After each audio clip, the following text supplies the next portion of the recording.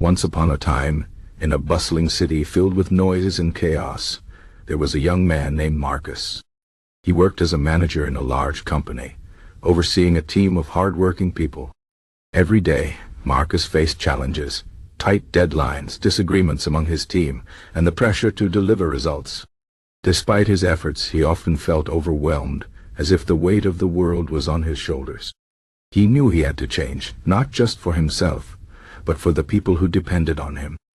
That was when he discovered Stoicism, an ancient philosophy that would transform him into a better leader.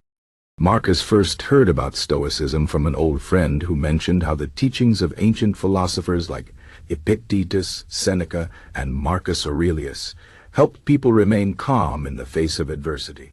Intrigued, he began reading their works. At first, the ideas seemed simple. Control what you can. Accept what you cannot. Focus on virtue, and remain indifferent to external chaos. But as he dug deeper, he realized these principles were not just words. They were a way of life. One of the first lessons Marcus embraced was the idea of control. Stoicism taught him that while he couldn't control every situation, he could control his reactions. In the past, when a team member made a mistake, Marcus would react with frustration, sometimes raising his voice or showing disappointment. But now, he paused. He asked himself, why does anger solve the problem? The answer was no or by.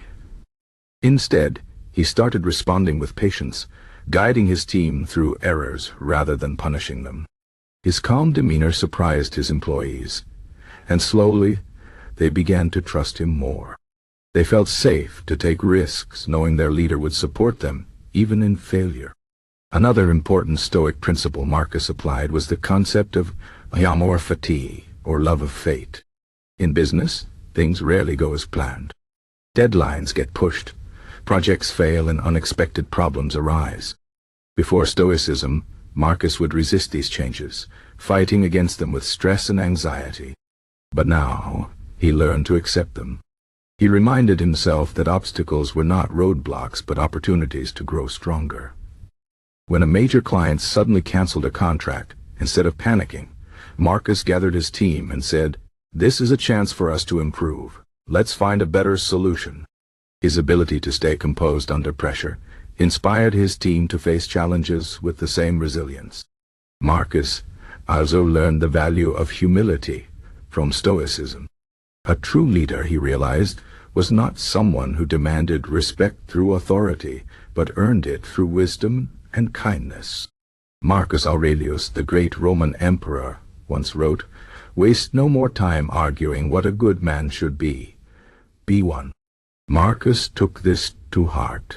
He stopped seeking praise and instead focused on serving his team.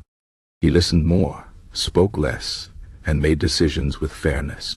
His employees noticed the change. They no longer saw him as a distant boss, but as a guide, someone who led by example.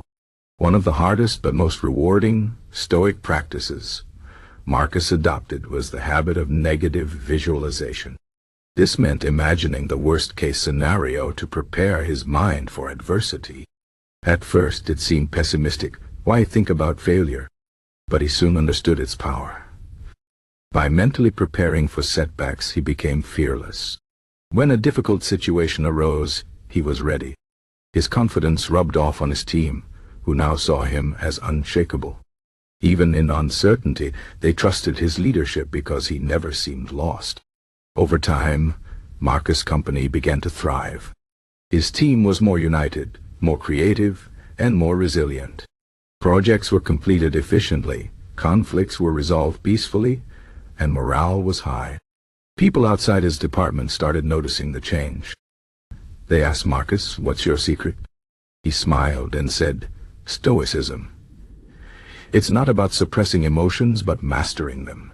A true leader is not the one who shouts the loudest, but the one who remains steady in the storm." Word of Marcus' leadership spread, and soon he was promoted to a higher position.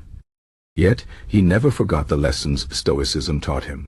He continued to practice self-discipline, reflection, and gratitude. He still faced challenges.